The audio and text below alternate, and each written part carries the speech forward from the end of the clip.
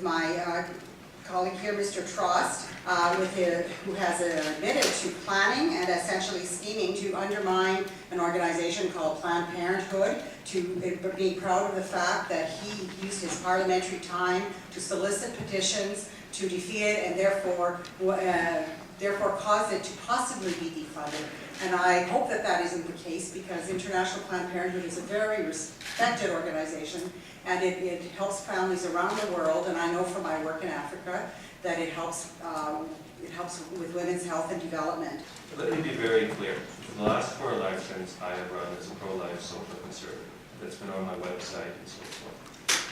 I am very proud of the work that I've done to help defund International Planned Parenthood Federation. And we've been able to defund it for the last 16 months. Don't know if it's going to get funding after the election. That's why I said what I said, to encourage people to continue to talk about it. Yes, well, the NDP would certainly restore funding to Planned Parenthood. I've already talked about how valuable of an organization it is for all of its work in Canada as well as internationally, where I have done work, and I commend you for raising this question.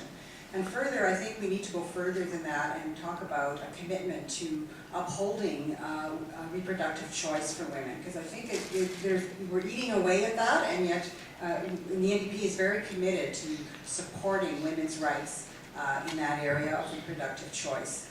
So I think we need to go farther than that. My name is Ashley Pierce, and I'm the USSC Women's Center coordinator here on campus. And in your introduction, and just recently, you said that you were socially conservative. In one instance, you clearly don't respect the right for women to choose what they want to do with their own body.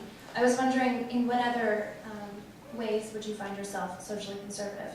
So on the cultural issues, yes, I've been pro-life. I've been that through 4 straight election campaigns. I'm opposed to the long gun registry. That's an issue which has resonated, and it's sort of interesting to watch the other parties twist on that.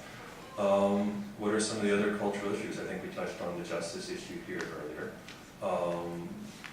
Though it's probably never coming back as an issue. I was very much opposed to same-sex marriage. I was opposed to that in the election campaign. So there's probably some other things on my MP website which would fit into that category. So yeah, I have campaigned, and considering that I actually do know the views of my constituents, I am proud to say I am very much in the mainstream of the voters in Saskatoon. Well, I don't think that Mr. Trost represents me, and I don't think he represents me.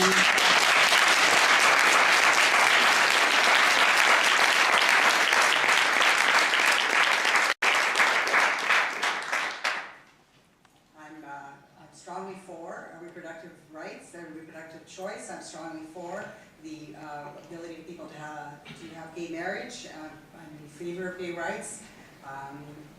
I think those are the 2 that were spoken to, and I would like to affirm that here. I think we need a different take on our relation, on our society. We need to support human rights. We need to support how human beings can develop, and we need to take a stand on that and be more affirmative about it. We've been kind of a bit on the retreat with this government on that. It kind of sneaks its way in and decommissions organizations and defunds women's organizations and organizations that, like Kairos, that work on human development.